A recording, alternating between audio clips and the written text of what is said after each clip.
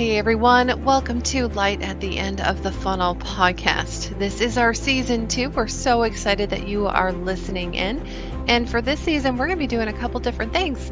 We're going to be talking about entrepreneurship, digital marketing, and transformation within business development. So this is going to be an incredible season. You're not only going to hear from me, your host, Danielle Fitzpatrick-Clark, but we're going to be bringing in guest experts as well so that you guys can get a full rounded view of what it's like to build a business online. So we're so excited that you are here, and listen in and stay tuned for some exciting news at the end of each episode.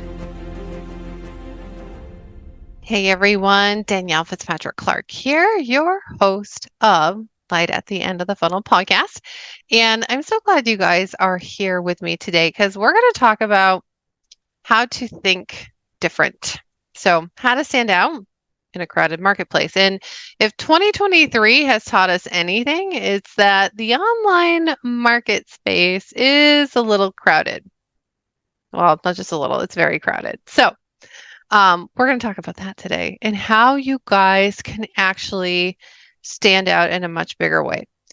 So here's the thing. In the landscape where everybody's vying for attention, whether you're an entrepreneur, you're a founder, you're a CEO, you're trying to get consumers' attention, right? And so disruptive marketing is actually emerging as a key player when it comes to marketing in 2023. And this approach is by far my favorite. It's all about redefining creativity and engagement, proving that it takes bold and uniqueness to make a brand memorable.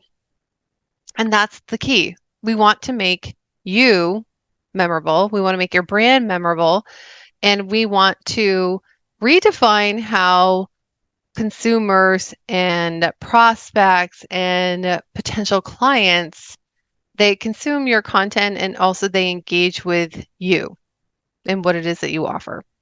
So for those looking to stand out this year and next year and the years after that, it's really going to call you forward to start thinking differently and to create connections, not just you as the person, the individual, but as a brand, as a company, as a cultured company, all of those things that connects with people and resonates with people. So disruptive marketing it's not just a trend.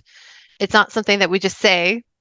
It's something that we do and we be because that's the pathway to success, right?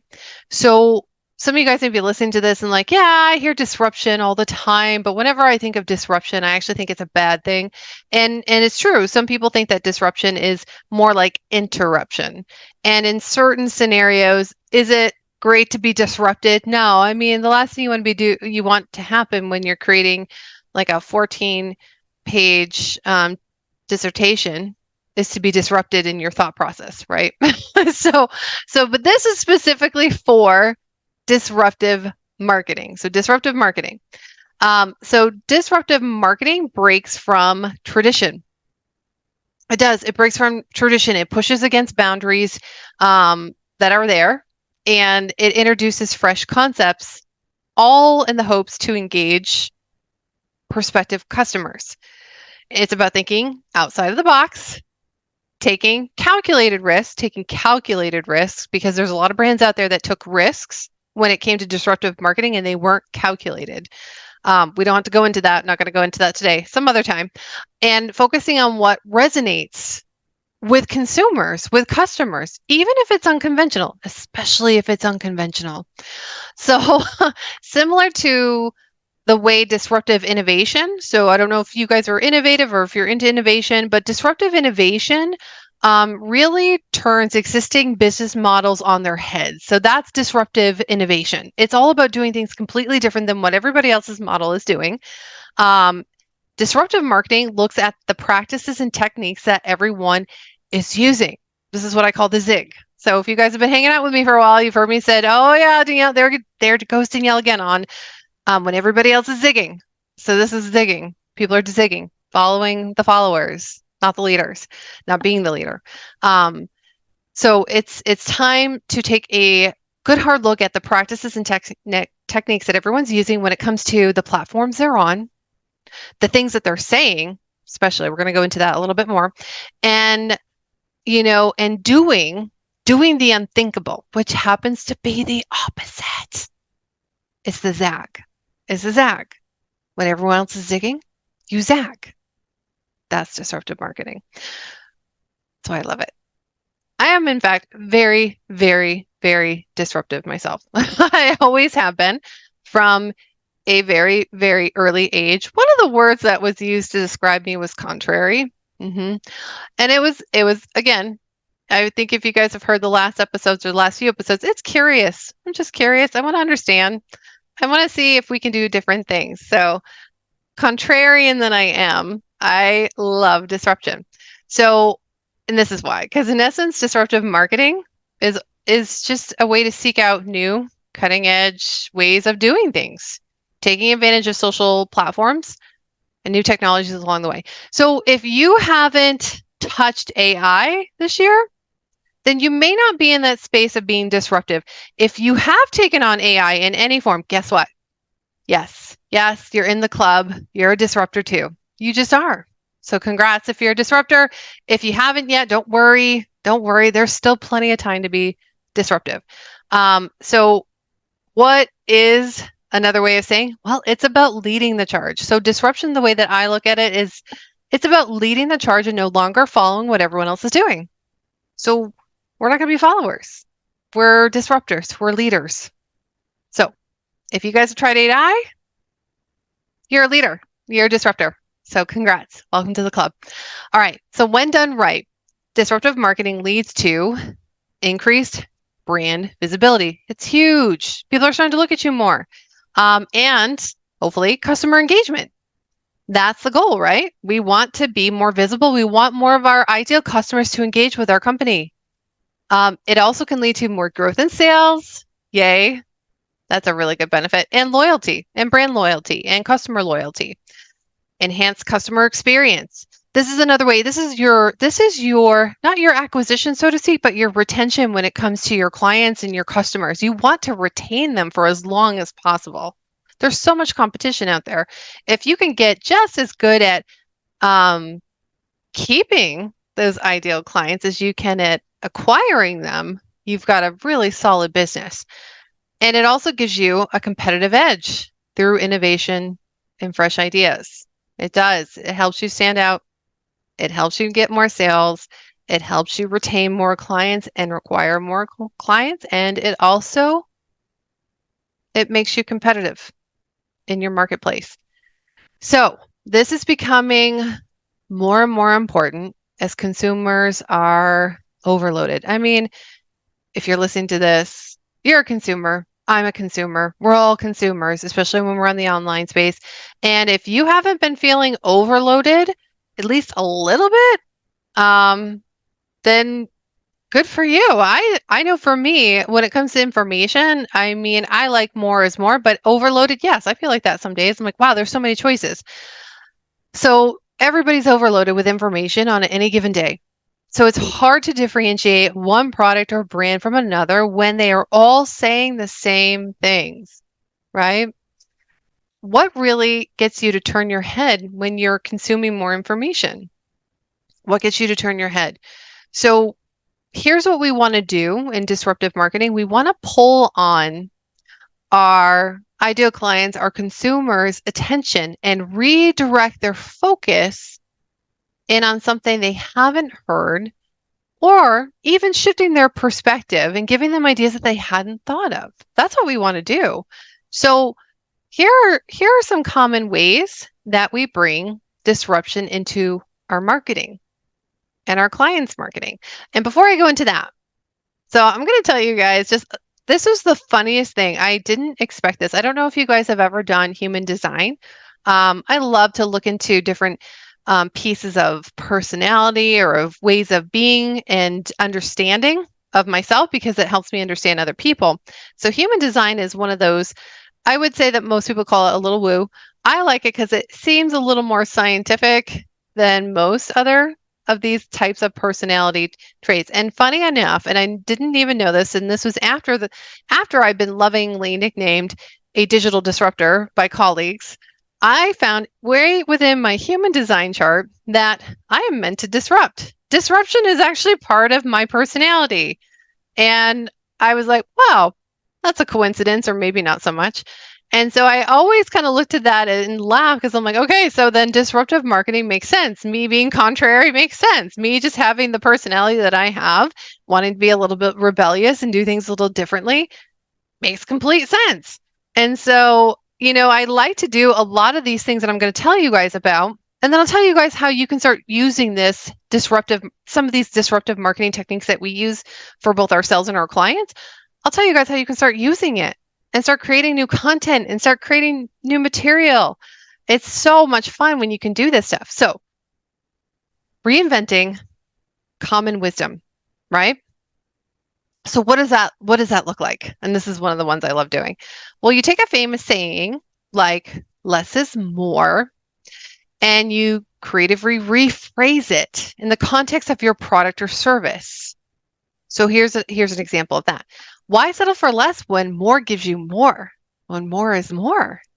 So what's a real life example? Well, you guys may have caught it in the title, especially if you're Apple users, but think different. This is a slogan used by Apple, and encourage people to see technology not just as a tool, but as a way to empower creativity and individuality, right? And that challenged the traditional view of computers at that time. It was fantastic. So if you love that, if you're like, ooh, I want to try that disruptive marketing technique today, and I highly recommend today, start thinking about it. Here's how you can start. Identify common industry cliches.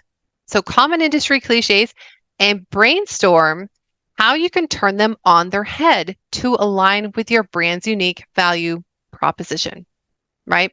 So I did a podcast episode for Light at the End of the Funnel in season 1 where I was talking about, please reinvent the wheel because it's already been reinvented.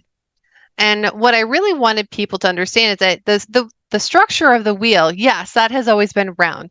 How it was designed to be used, that actually is different than the original design. The original design was more of a table rather than a wheel.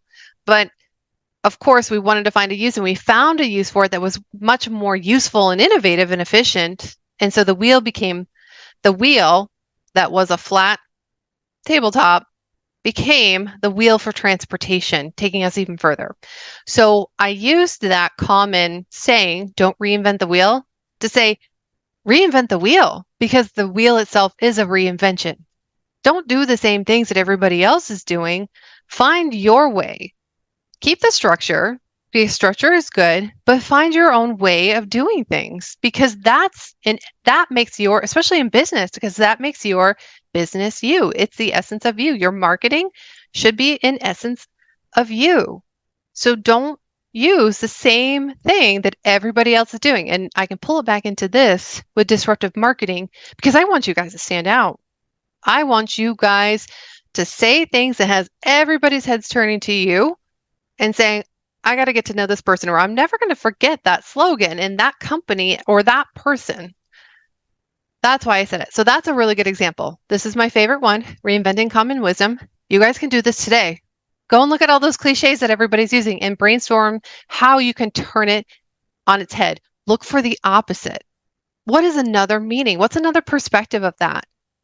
Use that in your marketing and see what happens. Okay, so here's another one. Storytelling with a twist. What's an example of this? So share a customer success story, but there's a but. Include an unexpected failure that led to the ultimate success. Wait, what? That sounds awful. Why would we want to do that? Why would we want to talk about a customer success story, but instead of saying what the success was, talk about the failure first? Well, here's an example. Dove, right? So Dove's Real Beauty campaign they told a story of beauty in a way that challenged the typical narrative, especially for a beauty brand. They used real women rather than models, and they revolutionized the way beauty was portrayed in the industry, right? So that's what they were doing. It included an unexpected failure for the ultimate success. So here's what you guys can start doing today with this. Gather real customer stories and identify moments where expectations were subverted. Then craft these into engaging narratives, right? It's the ultimate pivot. And so my last podcast episode was about pivoting, how sometimes in business we need to pivot. And so you guys can actually, you don't necessarily have to use your customer story. You guys can use your own stories of products and programs within what you do and how you use them, and talk about the failures first. So nothing ever is perfect the first time out. Talk about what the beta version was. What was that like?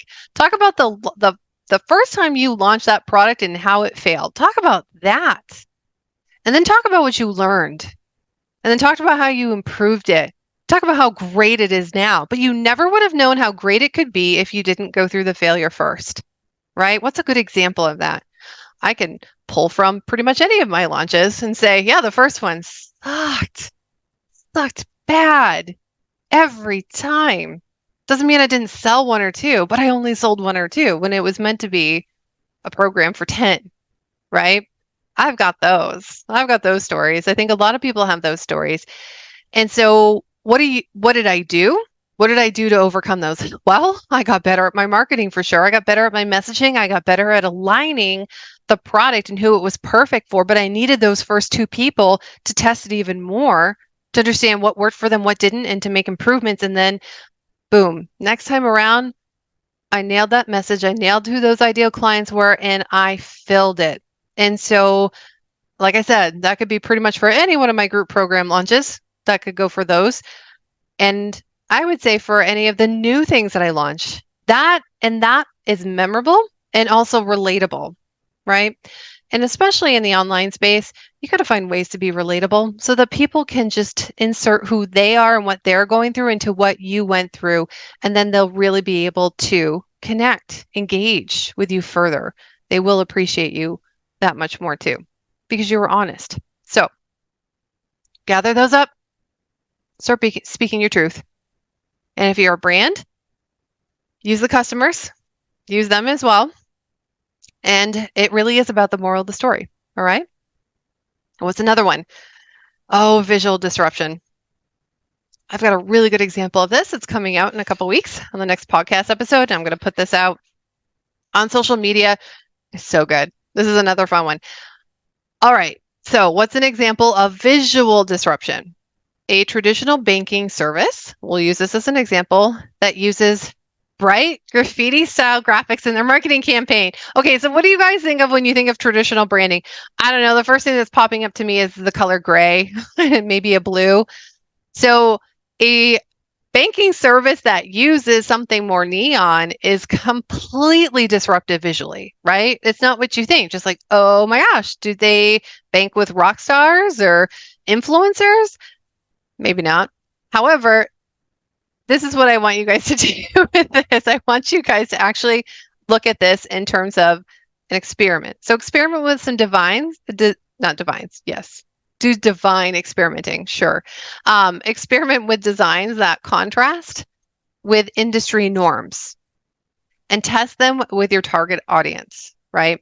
So if you are in the banking industry, let's just say, maybe you're an accountant and you go and you search for accounting services and put the city that you're in, look at the top 5 and see if you notice anything different. Guarantee you're not going to. You're probably going to look at this and like, everybody has the same 5 colors. Wow.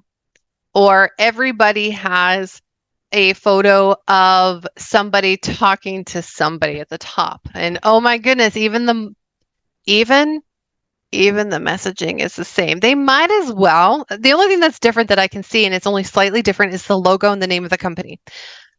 That's a really good indication that there's room for visual disruption. So look at it and say, huh, This is my industry.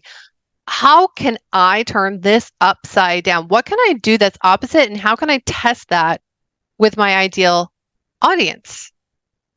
Let's see what happens, right? Okay. Another one, interactive content. Not just interactive content that challenges. Ooh, what's this mean, right? Interactive content that challenges. So, what's an example? A fitness brand creating a quiz. I've seen those, right? But this quiz helps users discover unconventional workout routines that are tailored to their personalities. How about that? Take the quiz and find out what your fitness personality is.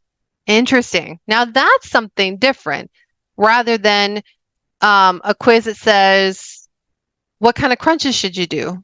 The things that I already know, but oh my goodness, can I actually create a different workout routine based on my personality? And it makes sense because one of the hardest things for fitness, for a lot of people, is sticking with it.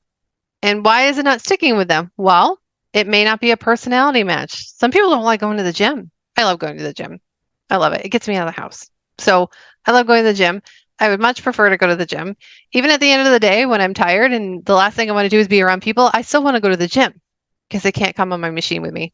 So it's me, just me on my machine. And so that's my personality. Now, is that everybody's? No, some people hate going to the gym. In fact, they're like, I would rather do anything else besides go to the gym. And some people don't even, and here's another thing that I actually don't like running on a treadmill. So which is really weird. So I don't go on that machine when I go to the gym, but I love to go outside and run, or I love to go outside and hike. To me, when it's forward movement on a treadmill, it needs to be outside. I actually need to be going somewhere. So otherwise the row machine or the stair stepper or the elliptical, I'm good. That I don't need to go anywhere. I know what I'm doing on that one. But when it comes to running, forget it. I don't want to do a treadmill. Now, having a quiz that helps me figure out that piece, well, yeah, because you're this eclectic fitness personality. No surprise there. And so you should try this and this and this and this. And like, oh, I actually like changing up my workout routine. I could probably stick with that a little bit more. And it'll get me out of the house. It'll get me out in nature. And it'll also keep me in the gym too. But I'm still outside of the house.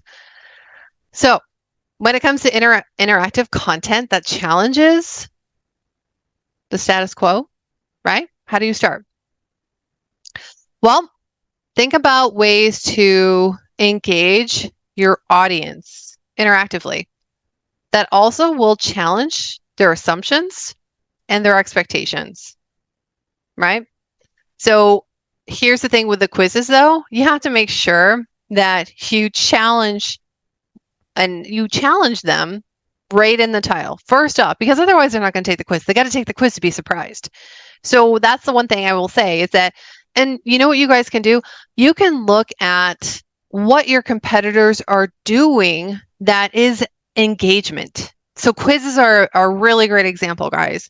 Like, what is it that my competitors are doing? Like, so one of the things I see a lot is I see e-commerce companies, when you first go to the website, they'll have a pop-up that is spin the wheel to get a discount. Spin the wheel. Again, another one. Do I have to give you my phone number too? So maybe instead of having that be a pop-up on your e-commerce company, you try something a little more disruptive.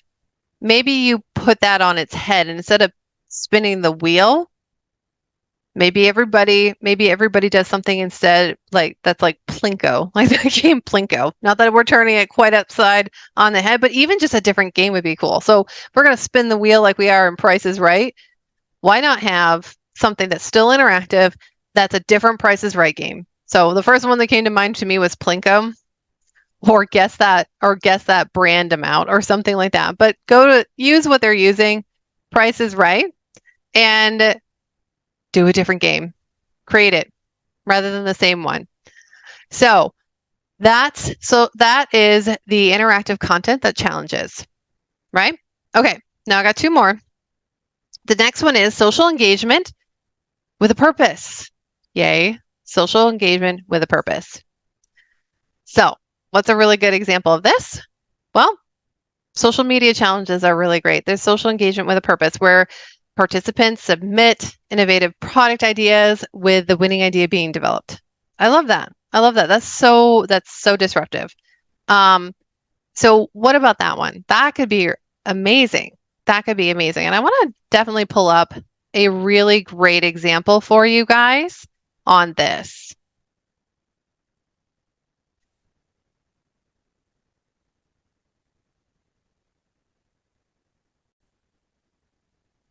Okay, so who's got a really good example of this? I actually love the example of Lego.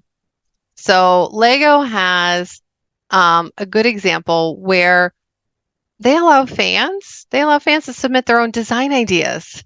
And with community support leading to the actual production and the turning customers into collaborators and innovators. I mean, if you're going to be collaborative and innovative, what's a great brand to do that? Lego's a great brand to do that, right?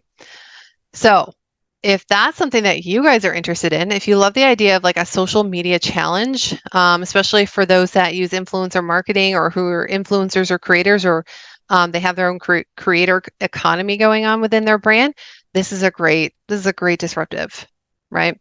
So this is what you first want to do. You want to identify ways that your audience can actively participate in something meaningful related to your brand and promote it through your channels. So what would be something like super meaningful? And how can you create that? And how can you guys promote that in your channels? Right? So start there. Identify your audience and how they would like to actively participate in something, or would they actively participate in something?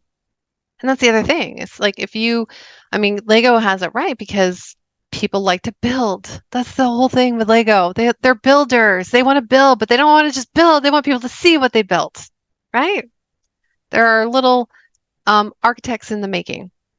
So think of it like that. And the last one, this one's funny. This one's funny, of course, right? It's actually using funny. It's using humor and wit unexpectedly, right? Unexpectedly. When do we use humor and wit? When's the best time? Like, okay, so for me, and I'll own this one. Sometimes the funniest things, the things that always catch me off guard, are when the humor comes out of nowhere. So, me and my daughters, we watch YouTube, and we like to watch some of these influencers that they play the same. They're all playing the same game, which is if you laugh, then you have to do something. It's usually something like gross or drinking hot sauce or something that they're not going to want to do. And so they have to go through a series of video clips that were given to them by their friends or from their production team. And they have to not laugh. They can smile, but they can't laugh. And I'm always looking at these and like, yeah, these are lame. Nobody's going to laugh at that. I could do this. But the ones that always get me, and it tends to get these creators and influencers too, are the animal ones. Animals doing something really unexpected because it's like a jump scare, but then it's also funny because animals are they are a wild card and that to me is really funny. So what's a good example?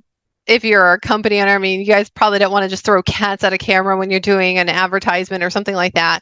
But a good example is like a B2B company, a tech company using lighthearted, humorous content to help explain their complex product, right? So you'll see this a lot on advertisements now where they could be taking a product that could be seen as silly and they make it sillier, but sometimes even taking something that is a complex product and simplifying it through humor is a great way to go. So what's a really good way of talking about this in marketing terms? Well, Old Spice, right? Old Spice uses humor all the time. Now, is it complex? No, but it does have a complex list of ingredients, but they do use humor in bizarre commercials and it works for them. So they'll use these in unexpected ways. They'll do it to showcase. They'll do it to showcase something funny. Like your man could smell like this man, right? Well, wait, what is it again? It's the man your man could smell like, right? That's funny. The man that your man could smell like, and they have two men there, right? And so this is just unexpected. It redefines the brand and captures it in a funny way, right? So if this is something that you're like, I really want to use humor,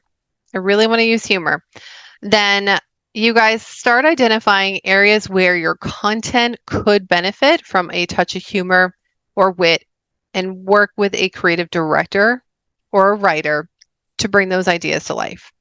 So if you have something that's very complex within what you're offering, how can you lighten that a little bit? What can you do that is funny, is interesting, is not exactly what's expected, but it's a funny way. Like if you have a product that could be used multiple ways, and keep it decent, guys, keep it decent.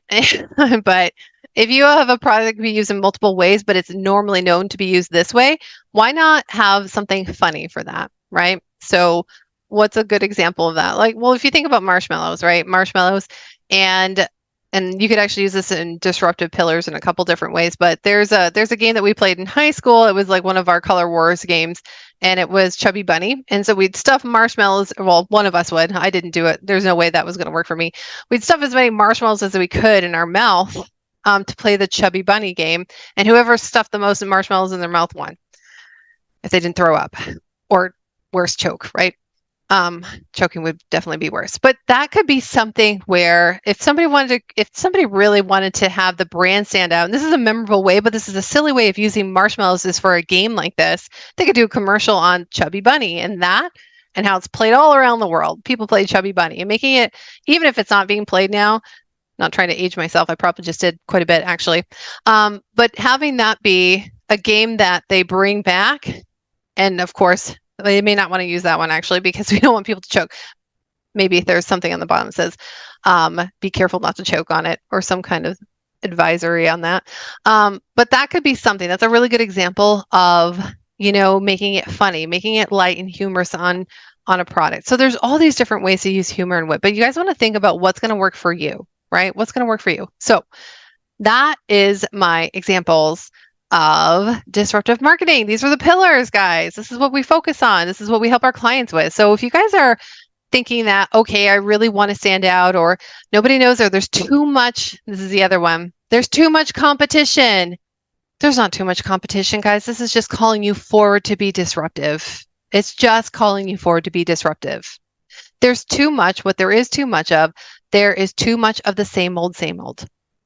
There's too much of the same verbiage. There's too much of the same messaging. There's too much of the same advertisement. People are bored. Give them something. Give them something to talk about.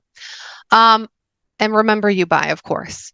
So if you focus on these, you start infusing disruption into your marketing plan today, then you guys are going to start understanding just how powerful it can be.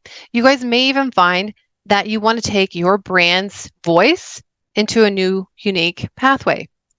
And you're just going to break the norm, especially if you're doing the same things that everybody else is doing. That is not where you want to be. You want to zag. So my suggestions: start small, experiment, measure that response, and then iterate and expand. So it's a scientific method, right? That's really what it is. Expand on what is working. It can be a lot of fun, guys. So disruption isn't about just the shock value. It's about coming up with unique, fresh, meaningful ways of bringing your product, your services to life and being memorable. So I hope that helps. And of course, I want you guys to share this if you loved it. Subscribe. Don't forget to subscribe to iTunes and Spotify. Those are my two favorites because I can listen to them at the gym.